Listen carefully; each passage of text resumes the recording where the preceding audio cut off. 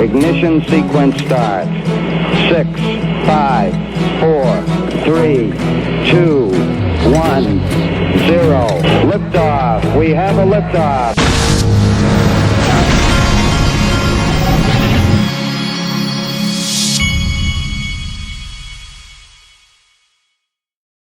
Everybody, this is the Digital Asset Investor, and I hope this works. I woke up at 4:30 this morning because I have been switching over to a MacBook Pro. I have been a Windows guy my entire life, and I've just kept on hearing more and more about how great Apple products are, and I have, an iPad and all that stuff, but I just kept hearing about it, and I finally said, I'm going to do it. And I've been saying I would do it for a long time, and now is the time. Okay, so what I wanted to go over first. So I'm literally recording this. I'm hoping that the sound is right because I don't have any earphones on. This is literally just me talking in front of my computer. And it worked earlier. I'm hoping it works this time. So let's start by talking about the market. The market is at about 910 billion. In my opinion, we're having what looks like a pretty healthy pullback in things, and these things never do make me nervous. We're at 910 billion. I can remember when this market in the worst of the bear market had gotten down to 100 billion. Talk about people questioning their investment and whether crypto was even going to be a thing. I mean, that was when it was really scary. Now, let's show you this. This is from Stuart XRP. Sends me this. There's a couple of good videos, and this was the thing I was struggling with on my MacBook this morning. Is I was able to get my voice to record, but every time I tried to play videos, the audio would not come through. I had to do all kinds of downloading of drivers and all kinds of things. Finally figured it out. I think. Keep your fingers crossed. Here we go. This is Tom Emmer. And he mentions Ripple in this. And remember, Tom Emmer is the Minnesota Congressman who was on, before the XRP lawsuit was announced, he was on with Brad Garlinghouse on a virtual conference, and he said he did not believe XRP was a security. Same guy. What are some of your predictions for 2021? Well, I mean, I like the way you teed it up. And by the way, by calling out Brian Brooks, neither you nor I intends to lift him above others in this space, Hester Peirce and Carlo, others who have really leaned in. And I think what we saw before we leave the last administration is we saw serious growth not only last year in the industry, but we saw growth in government. We saw growth coming through the SEC, through the Treasury Department. Not growth that we always agreed with, but it was growth in terms of, like my last comment leaving last year, that the IRS actually understands crypto exists and it's going to be here. That's a major step forward. So now as we go into this new administration, I think there are still some glimmers of hope for nonpartisan support of crypto. You mentioned Gary Gensler, a former banker who served in the Treasury Department and headed the CFTC. He made headlines in 2018 when he joined MIT to teach courses about blockchain technology and as an advisor at the Media Lab's Digital Currency Initiative. This is background, I think, that is so important right now to get into the bureaucracy itself, whether that's the SEC or similar experience in some of our other executive branch operations. If I'm not mistaken, Gensler also wrote an op-ed for CoinDesk, where he referred to cryptocurrencies and blockchain as an innovative irritant, which I kind of like, and then as a catalyst for change, which I totally agree with. You mentioned Michael Barr for the OCC. Obviously, I have a bias. He's Brian Brooks, but Barr, as I understand it, joined Ripple's board of advisors in 2015, which could be another good sign for a continuation of supporting innovation in this area. You have to wonder if Tom Emmer is watching YouTube channels, because he seems to be pretty plugged in on who was where and when and all that. Crypto Dim sent me this. This is Tom Emmer when he's thanking the chamber for including him in the conversation. Cryptocurrency and fintech are the future of our financial services industry. Regulators must continue to allow these innovations to thrive. And I'm trying to get used to my new system here, so you're just going to have to bear with me. I think this is going to be so much easier than what I'm used to. But I'm hoping that the audio is not too loud or too whatever, but we'll fix it as we go along if that happens. Now, the Cryptic Poet put this out. KuCoin just announced an XRP USDC trading pair.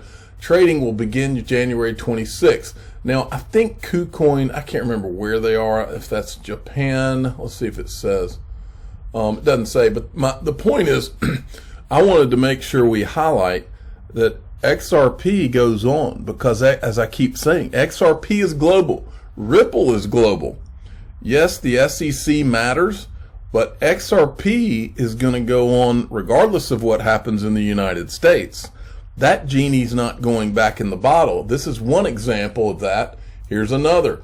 Central Bank of Bahrain has licensed the first Sharia crypto exchange, CoinMena.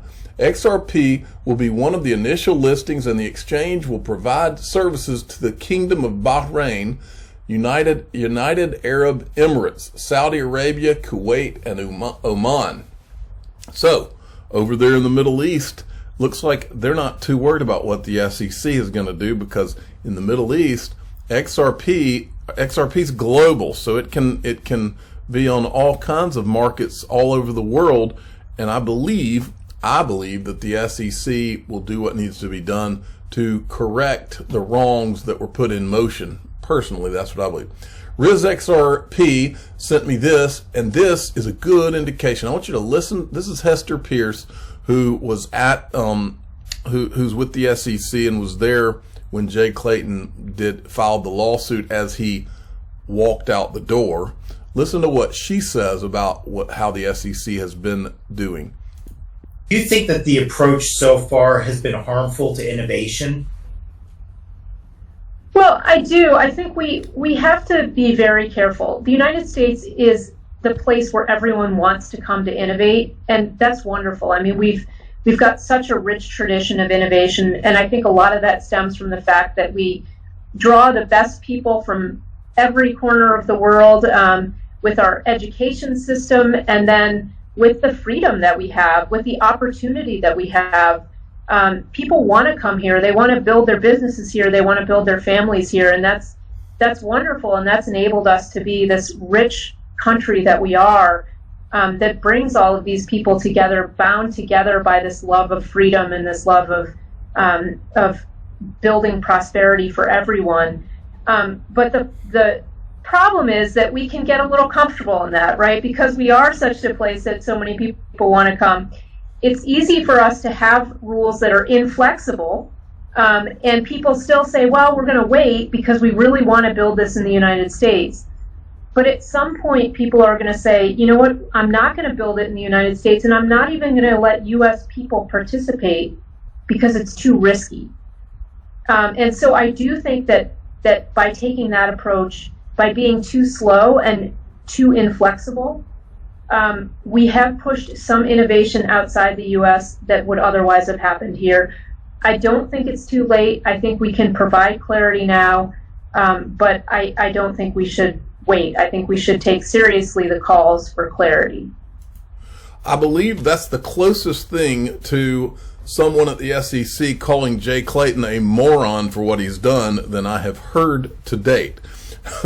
So I believe that was politically correct code for what he did was idiotic, because it's driving people away from the U.S. Now, let's focus in on something else that popped up yesterday. Stuart Alderati tweeted this yesterday. He's the general counsel for Ripple, those of you that don't know. Some objective analysis on the SEC's complaint from Joe Hall, partner at Davis Polk, who was previously at the SEC in senior policy roles. And this is the article, but I wanted to first show you something that the guy said in this, that everybody needs to be paying attention to this. But this is from the article. But incredibly, the SEC, this is what I've been saying, folks. But incredibly, the SEC has yet to formally confirm that any digital asset, including Bitcoin and Ethereum, with a combined trading value approaching $500 billion is not a security. There have been a few non-binding statements to the effect that Bitcoin isn't, and that today at least neither is Ethereum. And the SEC staff has said it doesn't consider three obscure digital assets to be securities. But as the news about XRP shows, the regulatory status of most crypto, including many widely held digital assets, remains cloudy.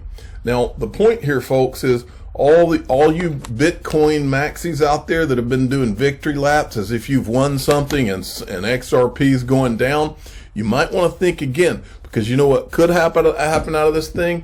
You could wake up one morning and find out that the only digital asset that does have regulatory clarity is XRP. That would be what we call a clown move in South Georgia. Okay? Do not doubt me on this one, because that could happen easily. All of a sudden, you could live in a world where the only digital asset just happens to be the digital asset where Ripple, the company that's working on its primary use case and has been working with regulators forever, all of a sudden, rightfully so, has regulatory clarity, whereas others do not. Except maybe the Ken token or whatever it was called. All right, but here's one other thing I wanted to show you from his article. He says in this was interesting. The SEC's decision to bring charges against Ripple Labs for ongoing sales of XRP is thus remarkable on several levels. First, the timing. The day before Clayton stepped down suggests the possibility of a rift among the commissioners, as opposed to a case everyone agreed had to be brought immediately in order to avert looming investor harm. Now, this guy worked at the SEC, and it almost sounds like he knows something. So he kind of infers there that there might have been a rift at the SEC, and that Jay Clayton was the only one that, or at least one of a handful that actually thought this needed to be done. So don't be surprised if you see this thing go another way. That's the way I see that. Okay. Now, I wanted to let me see what kind of time I've got. I wanted to show you this. This is from XRP Ripple Savage. This is an interesting clip. This is from, let me see what this lady's name is. I'm drawing a blank on Catherine Austin Fitz. Okay. And let me remind you who this woman is. About 2 or 3 years ago, I remember because I remember the video. This is the same woman who said that the U.S. Navy was working on something. I think she said like some kind of ID system, and it had to do with Ripple. That's what she said about 2 years ago. I can find the clip, but I don't have it in front of me right now. But listen to this clip from her right now. Sometimes I say Russia won the Cold War because we have, at the local level, a very Soviet economy. Okay, so cryptocurrencies, should you do it or not? Let's talk through, I was just in a great debate in the decentralization panel with, we had a couple of people going at each other. Did anybody here go to the decentralization? Oh, you missed it. It was sparks. The sparks were flying. My expectation is I think cryptocurrencies are going to grow, and I'll tell you why. There is enormous demand in the general population globally to create currencies. If you think the demand for cryptocurrencies is high, you can't imagine how high the demand is for local currencies. At the end of the Great Depression, there were 3,100 local currencies. There are 3,100 counties, not surprisingly. So there's tremendous demand, and I think people want to do this and play and innovate, and to the extent that that's allowed, it's going to happen. The second thing is, all around the world, there are people who would love to transact, and they would love to transact cross-border at low transaction cost, high speed. And that demand is astonishing. And interestingly enough, we want it, and Mr. Global wants it. So there's Mr. Global, she's referring to globalists. Sort of intersection of desire that makes this something that Mr. Global wants to have prototyped. Now, the danger is, if I can steal $19 trillion... Okay, I just wanted you to hear that clip. But Mr. Global wants it, and the United States wants it, cross-border payments, and I can't remember what she called it, but she called it like I don't know. Anyway, the bottom line is that who could she possibly be talking about that's been working on that? Now, I wanted to show you this clip from Stephen Bull Dieppe. This is Dan Moorhead of Pantera Capital, who is an investor in Ripple. I like this guy because he's kind of a Bitcoin maxi, but he's never had that ridiculous slant away from XRP. I want you to listen to what he says about DeFi. Institution already has exposure to Bitcoin and ETH. I think it is time to invest in these other things. And like I said, it troughed out at only 14% of the entire market. 5,000 other tokens had 14% of the market, and 2 had 86%. So we're very bullish on the non-Bitcoin and non-ETH tokens, and I think that's a great way to get exposure. You're seeing it through DeFi exploding, and a way to think about crypto is crypto blockchains change, or the other protocols on the internet changed everything in commerce and communication, didn't touch finance. That's basically what crypto is. It's revolutionizing finance. There's a lot of really complicated use cases, but an easy one is decentralized lending. Banks charge an incredible amount to lend at high rates and pay zero deposit, and you can do lending via smart contracts very efficiently. And that's already got $20 billion of people using it today, and that's going to drive the value of these other tokens. And so for us, that's 2021 is going to be massive up for everything. Obviously beta is important. You have to be exposed to the space, but I think the non-Bitcoin, non-Ethereum things will outperform the 2 biggest mega caps.